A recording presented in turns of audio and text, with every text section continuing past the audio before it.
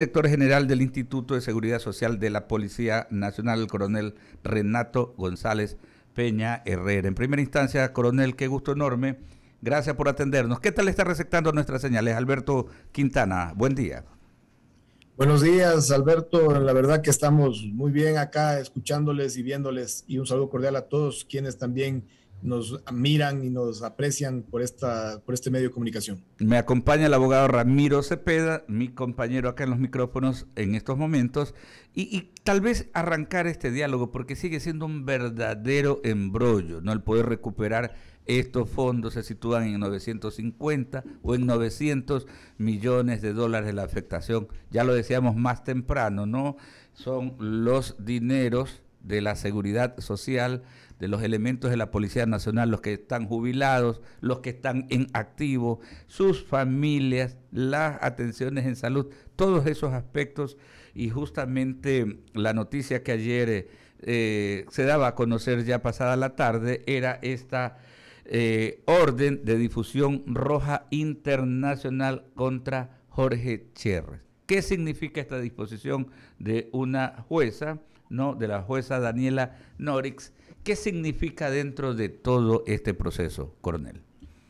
Es importantísimo esta orden judicial que lo ha emitido una de las juezas más valientes, más decididas que nos hemos podido encontrar en esta lucha contra el crimen organizado, que es la doctora Daniela Norix, quien efectivamente el día de ayer atendió un pedido de la Fiscalía General, de un representante de ellos, específicamente el doctor César Suárez, para que se emita la difusión roja a través de la Policía Internacional de Interpol para la ubicación y detención de Jorge Cherres Miño. ¿Quién es este sujeto? Recordemos que hace 2 años él se presentaba como un gran inversionista, como un gran conocedor de finanzas, como un asesor financiero inclusive, y llegó a acumular entre sus empresas casi 700 millones de dólares de este mega atraco de 950 millones de dólares del cual ha sido víctima el ISPOL. En virtud de ello, su presencia cualquier momento en las cortes ecuatorianas y en las cortes norteamericanas será fundamental para seguir develando toda esta estela de crimen organizado, político, económico, transnacional, que actuó a través de varios mecanismos, pero perfectamente sincronizados para despojarle, como ustedes bien lo manifestaron en su introducción, a gente humilde de este país, casi el 60% del capital de su Instituto de Seguridad Social, algo que es gravísimo, algo que debe comprenderse, que debemos estar unidos como Estado ecuatoriano para recuperar la mayor cantidad posible. De lo contrario, la factura la terminamos pagando los 18 millones de ecuatorianos porque las pensiones están garantizadas en la Constitución, pero resulta un sinsentido que casi 700 millones de dólares hayan sido entregados a empresas de un solo sujeto. Eso no merece, pero más mínimo análisis de riesgo. Aquí lo que hubo es una coordinación, delincuencia organizada, contumaz, insensibles con el dolor humano para haberse llevado esta cantidad de recursos. Ahora, coronel, desde el punto de vista práctico, ¿será factible capturarlo? Lo último que conocíamos es que estaba en México, ¿no? Que había salido de Estados Unidos y se había trasladado a México. Aplicar esta difusión roja por parte de la Interpol, ¿qué tan factible sería? La difusión roja tiene 2 efectos. En primer lugar, ya no le permite trasladarse libremente de país en país, porque recordemos que el señor se movía entre Panamá, entre Guatemala, entre México, inclusive entre Estados Unidos. Sabemos que desde finales del 2020 está radicado en México y allá se ha estado trasladando entre Puerto Vallarta, que hace 2 semanas tuvimos una alerta de que fue ubicado por ahí, entre Cancún y Ciudad de México. Pero claro que se va a requerir la colaboración de las autoridades mexicanas para que hagan efectiva esta orden de detención. Sin embargo, lo fundamental, lo que podríamos resaltar, es que ya se les acaba pues el discurso de que aquí no pasó nada. El momento que existe una difusión implica que ya los organismos de policía internacional están alertados del mega atraco que sufrió el ISPOL y tarde o temprano estamos convencidos. De esto hay que ser muy claros. Se lo advertimos desde un inicio al conglomerado policial. Esta será una lucha larga y tortuosa, pero que no hay que desmotivarse. Hay que continuar, hay que estar realizando estos avances que a veces también tienen retrocesos, pero lo importante es tener un solo norte. No importan las personas que estén a cargo de llevar esta lucha al frente, sino lo fundamental, los resultados. Ahora, en una sociedad llena de hipocresía como la nuestra, ¿no? A veces se dicen las cosas a medias, ¿no? Y precisamente el señor Cherres no haber sido el único para poder llegar a donde se ha llegado y a este nivel de afectación. ¿Qué es lo que se ha podido descubrir? Hay gente con poder político, con poder económico, financiero, un gran entramado que originó todo este enorme perjuicio, coronel. Indudablemente, cuando el ISPOL, allá por el 5 de agosto del 2020, es decir, hace más de 2 años, presentó las primeras denuncias, se esperaba un tratamiento ágil de la justicia ecuatoriana y en los próximos meses haber contado ya con sentenciados y determinadas responsabilidades y también realizadas acciones de recuperación.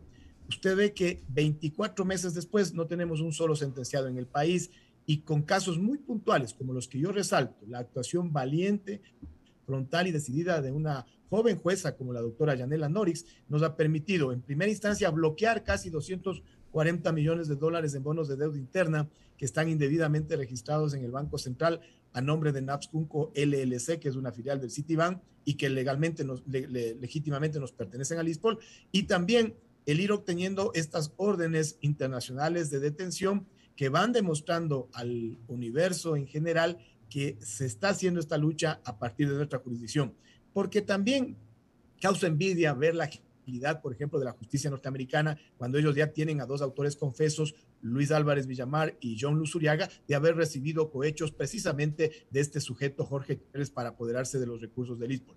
En virtud de ello, estamos confiados, optimistas de que en las próximas semanas, con un apoyo frontal que nos ha dado el señor presidente de la República, Guillermo Lasso, podremos recuperar estos casi 240 millones de dólares que están en el Banco Central y eso será un aliciente para las finanzas del instituto. Ahora, antes de ir con mi compañero Ramiro Cepeda, y ya se está incorporando también Jaime Velázquez Egues al diálogo, antes de ir con él, solamente algo, usted menciona a Luis Álvarez, él está colaborando en Estados Unidos. Pregunto, si él trabajaba en la Bolsa de Valores de Guayaquil, ¿la Bolsa de Valores institucionalmente tiene algún señalamiento dentro de este proceso o es a título personal de este exfuncionario pues que habría alguna irregularidad?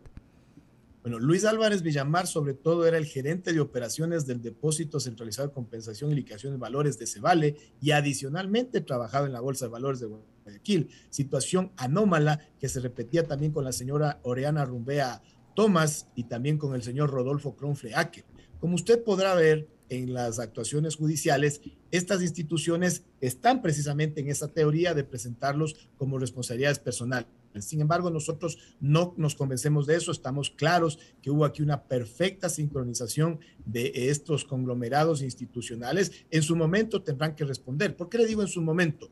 Porque son tan grandes y tan amplios los frentes que uno tiene que avanzar en esta lucha por recuperar los capitales del ISPOL, que tenemos que ser muy estratégicos, muy selectivos, de inclusive buscar los momentos oportunos para realizar acciones extrajudiciales y judiciales. Por eso es que tampoco nosotros descartamos en un momento determinado la realización de una negociación o de una presentación de demandas internacionales de indemnización en contra de instituciones financieras como el Citibank o la Fish Corporation, que participaron abiertamente en estas operaciones irregulares, y no descartamos tampoco, como no puede ser de otra manera, el hacer acciones judiciales nacionales contra estas instituciones que desde nuestro punto de vista tienen una clarísima responsabilidad, pero que además, mientras no sean intervenidas de manera frontal, constituyen un grave atentado para el mercado de valores.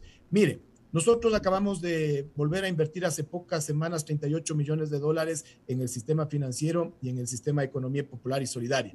Algunos de esos valores, ¿sabe dónde están custodiados nuevamente ahora? En el DCVALE.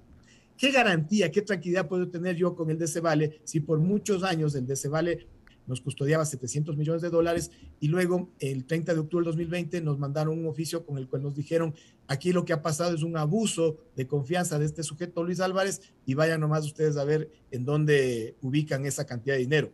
Yo rescato la actuación decidida del economista Lourdes Baquerizo, que está ahora al frente del DECEVAL y que nos ha dado la apertura para darnos inclusive la entrega de información. Ayer nomás me llegaba un oficio de ella en el que nos manifestaba la solicitud para levantar el sigilo bursátil a efectos de entregar esa información a las Cortes. Le vamos a responder el día de hoy. Okay. Pero estas actuales administraciones no puedo yo responsabilizarles. Sin embargo, las instituciones, el propio ISPOL fue parte de estos atracos cuando administraciones anteriores tenían esta perfecta organización con casos que nosotros hemos puntualizado con nombres y apellidos y los hemos puesto a órdenes de la justicia. El análisis del tema ISPOL a esta hora con el coronel Renato González. Ramiro Cepeda con otras inquietudes.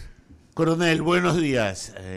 Hace un par de años yo estaba de director en un banco y fue alguien en el pasado a proponer este tipo de inversiones al banco en el que estábamos de directores y nuestro presidente ejecutivo le dijo: no, esto no huele bien, no huele bien. Y el tiempo nos dio la razón de no tomar esa decisión, de no hacer partícipe de una inversión de ese tipo que a todas luces olía a estiércol. Pero todo esto no se pudo haber sucedido en el Ecuador sin el contubernio, el paraguas de la más alta dirección política del país. No podía suceder. Juntar tantas voluntades a manera de una macabra sinfonía no podía suceder. Y no veo en ninguna parte de la investigación nada de este análisis que le estoy diciendo, pero que usted en una que otra entrevista sí lo ha dado a entender. Sería bueno ver quiénes eran las autoridades políticas sobre las cuales tenían ascendencia estas personas que hoy están detenidas en Estados Unidos o que tienen difusión roja y que en sí, sin su autorización y ovenia, esto no podía haber sucedido. ¿Ustedes las tienen identificadas? Plenamente de acuerdo con su intervención, Ramiro. Buenos días en primer lugar. Y he escuchado atento el relato que usted ha narrado, pero yo se lo puedo complementar de la mejor manera. Nosotros siempre hemos hablado de que el caso ISPOL es un claro ejemplo de crimen organizado, político, económico, transnacional, poniéndole al factor político en el centro. Y sucedió lo que justamente usted lo narró. El momento que a ustedes, como banco privado, les accedieron con una propuesta de estas, el contar con un gobierno corporativo fortalecido, con decisiones que sean democráticas, les permitió prevenir.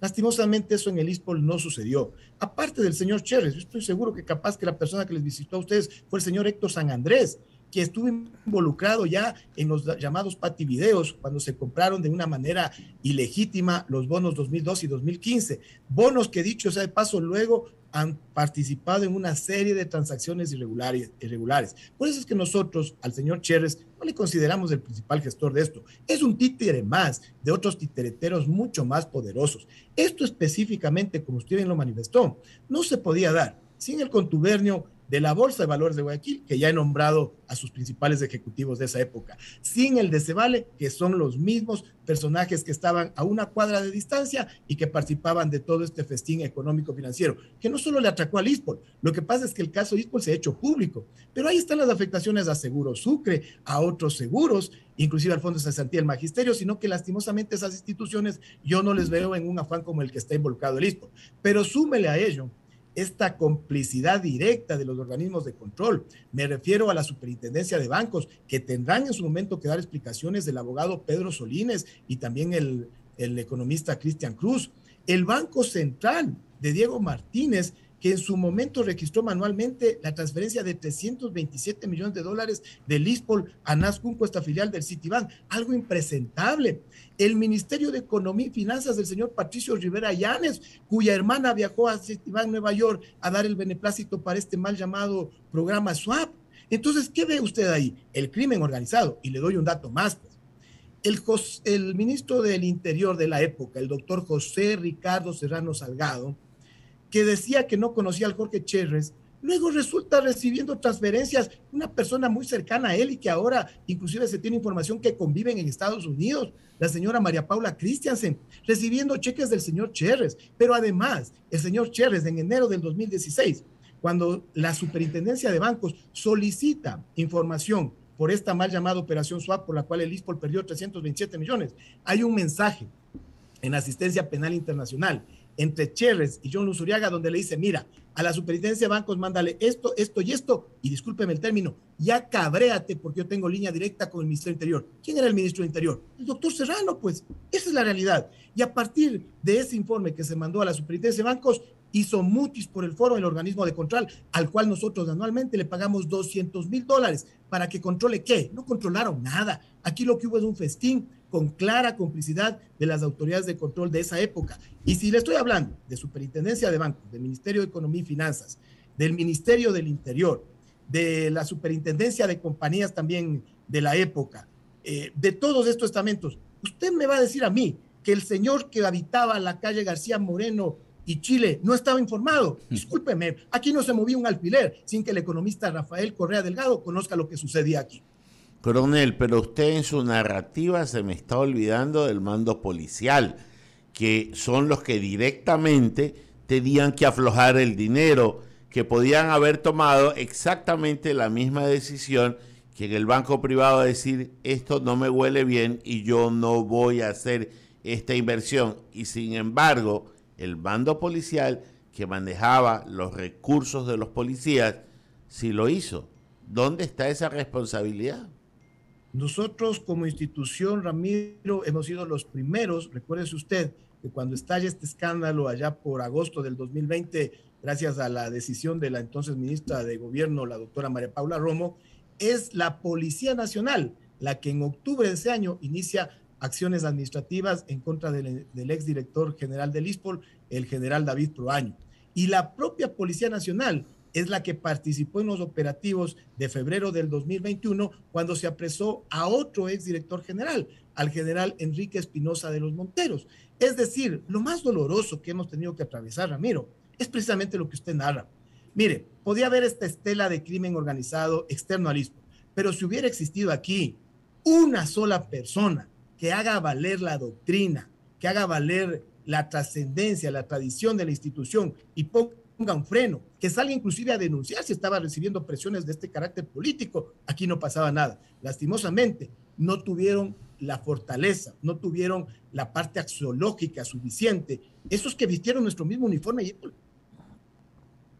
me ha causado una gran decepción la figura de David Proaño, porque yo lo tenía a él como un instructor, como la primera actividad de su promoción, como un referente institucional. Y cuando uno ya comprende lo que aquí pasó, cuando los estudios de su hija se pagaron con $114,000 de la empresa del señor Cherres, ¿qué puedo yo más que sentir decepción? Dolor en el alma. Pero lastimosamente nos toca continuar.